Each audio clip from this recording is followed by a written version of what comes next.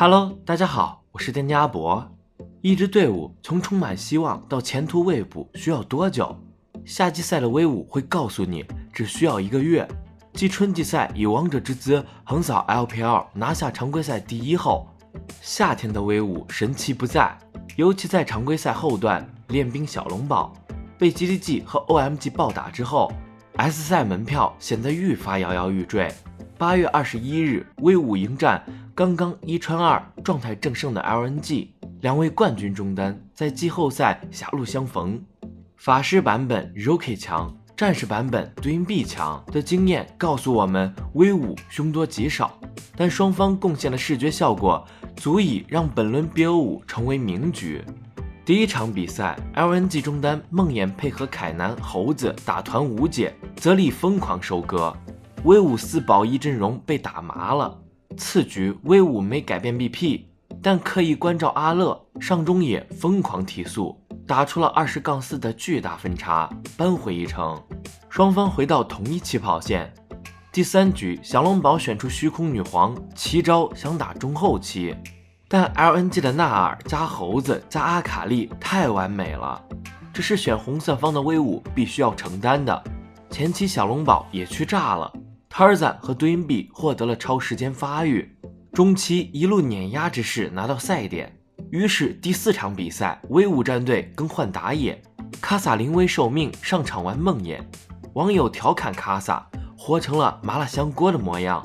只是前期卡萨梦魇节奏不好，连死4次，几个大招没起到作用。好在 LNG 上野在巨大优势下跳出来送头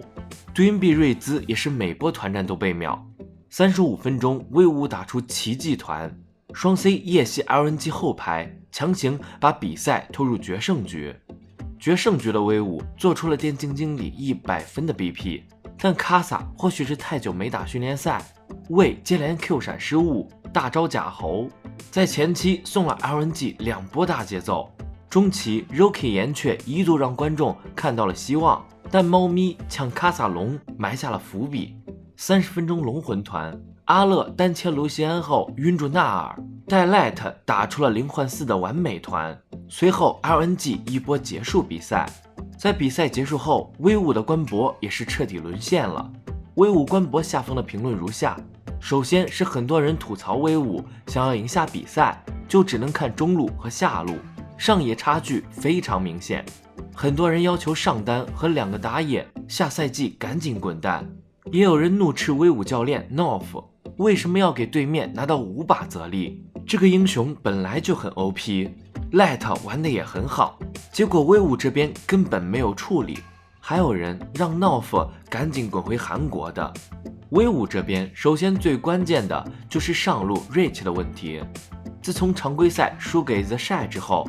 Rich 就突然变菜了。春季赛以及夏季赛刚开赛的时候， Rich 不管是对线还是打团都表现非常好，尤其是他的纳尔可以说完美拉扯，被很多人称之为纳尔教科书。结果这场的第5局 Rich 招牌纳尔表现不佳，对线期莫名其妙一到阿乐剑姬脸上被单杀。团战虽然有几个啊很精彩，但是总体发挥不如阿乐亮眼，他的状态下滑也是威武比赛落败的关键。威武输掉的每场比赛几乎上路都是劣势。其次就是2个打野，小龙宝没有节奏，要么就是等 Rookie 来带节奏，要么就是硬抓人，而且个人失误也比较多，所以威武在第4局生死局中换上了卡萨，但是卡萨可能是太久没打比赛了，发挥也比较差。在春季赛和夏季赛刚开赛的时候，卡萨的前期节奏都很好，反蹲抓人控资源面面俱到，但是在轮换之后，卡萨再次上场发挥离谱，抓人操作失误，大龙被绿毛猫咪抢下小龙，团战连招失误，状态全无。只能说威武被淘汰的主要原因出在上野差距。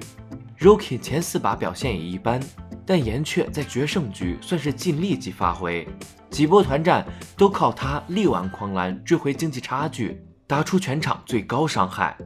原本 LNG 常规赛打得很烂，大家都对他们没啥期待了，结果 LNG 战队先斩 BLG 再杀 WBG，连威武战队都倒在了他们脚下，一跃成为季后赛最大黑马，也难怪对银币会那么兴奋。接下来 LNG 战队要身披复活甲迎战 GDG 战队，辅助绿毛在采访中喊话老东家，我只能说我等这一天等很久了。LNG 战队能走到这一步真让人意想不到，个半个月前谁敢说他们是强队？难道 LNG 战队真能一穿4再战仁川 3C 夺冠进世界赛？随着 LNG 高歌猛进，把威武打入冒泡赛下位，要连续赢2个 BO5 才可能成为4号种子。RNG 离躺进世界赛的剧本更近了一步，机会或许真的要来了。据悉，挺进4强的 EDG 积分太低， RNG 积分定档为130，因此只要 TS 夺冠， EDG 亚军，威武小于等于第4名， RNG 就能凭借积分优势进入 S 赛。除此之外的任何情况都需要大选拔赛。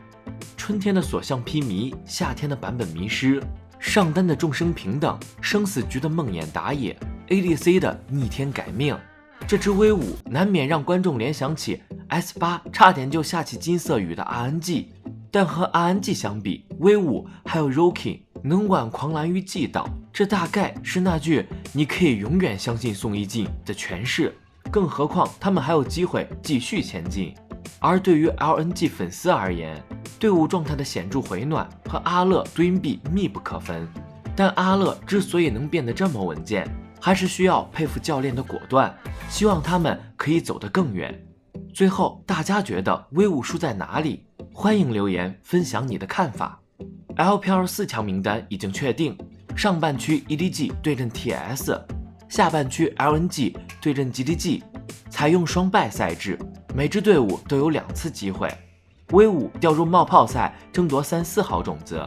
RNG 还没有确定要打冒泡赛，想直通 S12 只有一种情况，即 TS 冠军 EDG 亚军。由于 EDG 春季赛只有10分，想要直通 S12 同样只有一条路，那就是夺得夏季赛冠军。4强双败赛第一场如果 TS 赢下 EDG， 就能进入世界赛。 EDG、GDG、LNG 无论谁夺冠，其他2支队伍的积分都无法超越150分。你们觉得谁能代表 LPL 出征 S12 全球总决赛？值得一提的是，在昨天 LCK 的季后赛半决赛中， DK 被 T1 以3-2淘汰出局。常规赛的 DK 实力和 T1 差距很大，但是在这个 BO5 前2局落败的情况下， DK 依靠不断变化战术实现了连追2局，这已经远远超过了很多人的预期了。 DK 被淘汰让 T1 和 GNG 再次会师决赛，也是确定了 LCK 的2个全球总决赛名额。 T1 和 GNG 无论谁夺冠拿下1号种子，另外一支战队都将以积分最高获得2号种子。很多 LPL 观众因为从去年 MSI 到今年 MSI， LPL 又实现了世界赛3连冠，因此瞧不起 LCK。 虽然他们在常规赛阶段的一些传统运营保留节目的确让人昏昏欲睡，40-50分钟的比赛也非常折磨人，但最近几个版本的改动以及 LCK 战队自身的学习成长能力，让他们现在大多数战队都具备前中期的快节奏打架能力。例如 T1 和 LSB 早已不是只有 LPL 擅长了，而且过度赛前膨胀也容易让人回想起 S10 赛季，知己知彼方能百战不殆，如果无法正视对手， LPL 是很容易重蹈覆辙的。今年的 S12 全球总决赛，毫无疑问中韩赛区依然是主角。 LCK 的队伍并不弱，而且有 GNG 这种公开表示学习 LPL 打法的战队存在。韩国队伍的风格和过去也截然不同， GNG 和 T1 作为今年 LCK 的1、2号种子，比去年更有竞争力。总之，希望各个赛区的战队都加油吧。在这里，阿博也陪大家一起看比赛。